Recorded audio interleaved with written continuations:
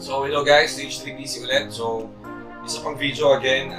This is about DJI Spark drone, baby. So sabi ng producer ko, Sir Jerome Silverio, review pa ulit ako. So here we go. So ano ba to? DJI Spark na to. So ito yung drone na pinaka-latest ngayon. Tawagin siya is DJI Spark. So meron pang mas bago ngayon yung tinatawag na DJI Air. Okay din yun, pero onti lang naman yung difference nila. So, nalit lang na konti, something, pero mas nahasa ako ng pagpapalipad ng drone dito. So, kung ready ka na mawalan ng pera at gusto mong itry yung DJI Spark, gusto mong mag-droning, ito ang beginners na pwede mong palipad para makapag-try ka. So, ano ba yung drone? Firstly, ano ba yung drone? So, dati kasi laro niyan to eh. Pero ngayon, ginagamit na rin for selfie and pictures. So, mapapansin nyo, ang cool lang dito sa drone na to is sobrang dahil DJI siya. So, sa mga hindi masyadong techy, DJI is yung nagsimula ng mga drones and yung mga gimbal na camera. So, they are the pioneer of that stuff. So, okay. So, ito nga pala guys, this is a portable station. Parang ito yung power bank nung DJI Spark ko. Pero, hindi ito kasama pag binili. This cost me like parang 5,000 pesos. Ito lang. So, charging dock siya para sa power bank. Para pag nalobat niya, pwede nyo i-charge yung battery niya. So, ganun. Sa ibang video ko, may kita nyo ito. Hanapin nyo lang. I-review ko rin yung portable na station ng DJI for the Spark. Pero for now, review natin yung DJI review about this. So, mabibili mo to ng ito lang, itong mismong Spark lang. So parang ang halaga niya ngayon is parang 15, 17, 20,000. Pero dati, last 5 months ago, nabili ko siya parang 25,000. Then, sinama ko na yung, ito kasi hindi ko kasama kapag bibili.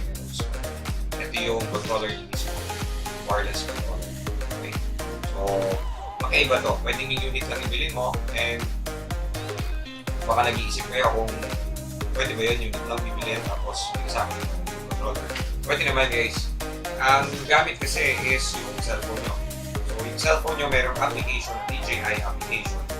Then i-connect nyo to. So ang problem lang yung cellphone lang, yung gamit mo na controller, medyo mahirap controller. And ang problem pa doon is medyo basta same feature lang naman pero medyo mahirap talagang kontrolin. So kung beginners kayo, I suggest bumili muna kayo ng controller kasi mas madali siyang i-control with this one. So ang gagawin naman is yung cellphone nyo, install nyo ng application ng DJI Go. Yun yung application nila in Google or iOS. Makikita nyo yun sa Play Store or sa iOS. Then you would connect your cellphone here. Okay? Yeah. Connect na siya sa cellphone. Pwede rin iPad kasi bibili kayo ng parang mount na rin. Balikan ko. So, pwedeng iPad din. Walang problem. Even the tablets na Android, pwede rin. So, siguraduhin nyo lang na maganda yung quality nun. Kasi pag yun nalobat bigla or something, baka umembag yung drone. By money. Pero may mga feature naman yung drone. Explain ko sa inyo kung paano siya maganda. Kasi ito, maraming nagdo-drone ngayon na nagsusugal sa money na hobby lang. Pero yung iba naman dahil ang ganda ng camera niya. So ito, 1080p lang ito. So yung Air naman, yung bagong latest model ngayon is 4K display.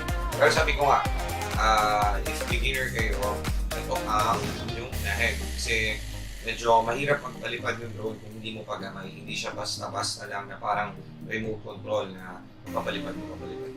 So explain ko, this controller, kumbaga, ito ang na nakikita nyo. Ang ano nyo kasi, ang sistema niya is, ito, hindi naman niya kinokontrol yung drone with this antenna. Itong drone na ito, kung your cellphone, yung cellphone nyo, kayo nakakonect with GPS yung cellphone nyo, naka-tethered siya dito sa controller.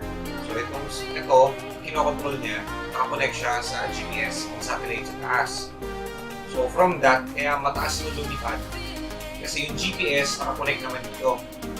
So medyo malayo yung inaabot ng drone. Ang pinaka-maximum feed ko na na malipad ko sa mga 500 o 700 feet. So medyo malayo. Pero yung iba, minumods nila to, maabot sila 5 kilometers. So sobrang layo, di ba? Problem lang kasi doon is yung battery nito, DJI, or yung mga drones kasi ang mga battery niya lang, ang ginamit ko, ang one battery is most likely mga 15 to 20 minutes flight time. Okay? So 15 minutes to 20 minutes. So ang maganda naman kasi, dahil safe naman kasi ito pa rin, ang feature niya kasi is pag nalipad mo na siya ng malayo, meron itong tinatawag na para siyang system na ituturo mo kapag kunwari dito siya, tapos pinalipad mo siya, diba? Nandyan siya mag-take off, nakasave yung take off niya. Yung GPS ng take off niya is nakasave. So kaya pag lumipad siya, kahit saan ka magpunta, kakalculate na yun. So kunwari, sobrang layo na ng pinupuntahan mo. Titignan ng system kung yung battery ba niya kaya pang bumalik, kaya pang lumanding doon sa kung saan siya nag-take off. So kapag na-detect na ng system na, kunwari, ang flight time mo lang 5 minutes, tapos ang layo niya sa'yo, automatic yun. Babalik siya sa'yo.